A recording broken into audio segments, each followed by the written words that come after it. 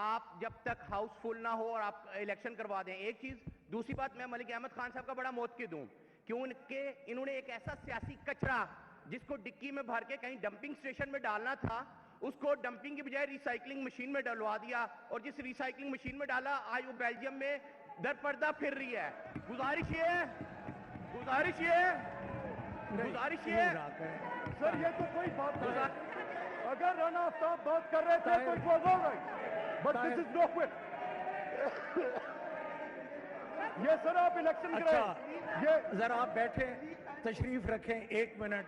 ये सर बात ये है, ये दिस इज एब्सोल्यूट नॉनसेंस। ये आपने क्या कहा? ये सर ये कोई मैं आपसे दरख्वास्त करूंगा कि ये अल्फाज आप वैसे तो ये कार्रवाई से हज़फ। This is not even recorded. ये तो कोई बात ही नहीं है कार्रवाई से। सर मेरी दरख्वास्त है आप इलेक्शन कंडक्ट कराएं। Order in the house. मेरी एक बात सुन लें, मरियम बीबी, एक मेरी बात सुन लें। देखें